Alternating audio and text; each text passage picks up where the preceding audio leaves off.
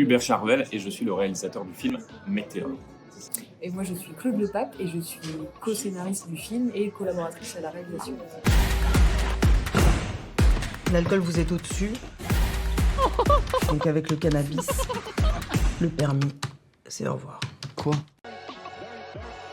De la même manière pour tous les projets qui soient courts ou non, en fait c'est Hubert a une idée de film, une envie de film, ou des personnages, où là par exemple c'était retourner à Saint-Dizier, des sa ville du cœur.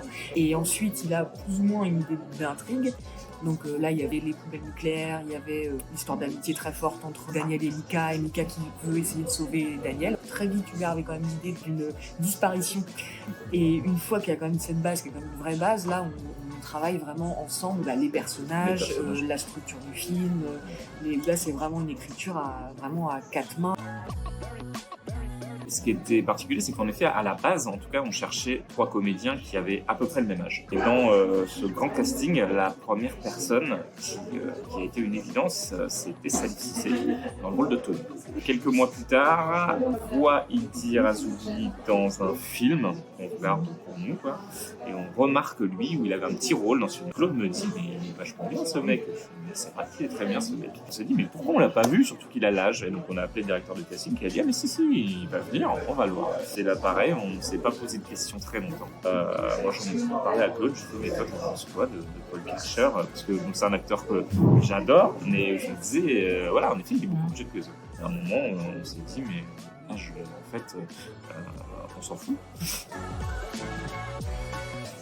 Saint-Dizier, c'était une nécessité de retourner à Saint-Dizier, mais de voir aussi comment on avait changé cette ville aussi, dans le bon et dans les mauvais côtés. Voilà, qui est aussi une thématique du film. Souvent, je me dis ça, je fais une image de Saint-Dizier sous la pluie, ça m'émeut énormément. Donc, je crois qu'il y avait un vrai désir de cinéma pour filmer la Tourmico. Comme je disais, c'est une ville qui est extrêmement importante pour moi parce que j'ai grandi dans une ferme. C'était les Lumières, Saint-Dizier, c'était la ville et c'était le cinéma où mes parents faisaient l'effort de m'y emmener au moins une fois par semaine.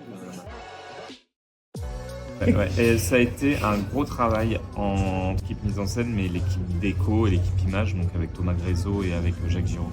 On avait les modèles, on avait des photos. C'était peut-être moins compliqué à reconstruire que par exemple une usine pétrochimique, puisque ça, souvent les centres de stockage c'est des grands cubes de béton. Du coup, il fallait trouver le bon lieu pour ça.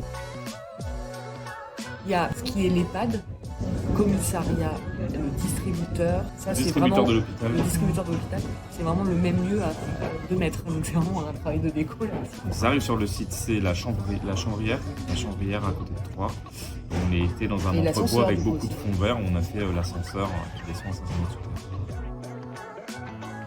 Il y a amitié, dépendance et surprise.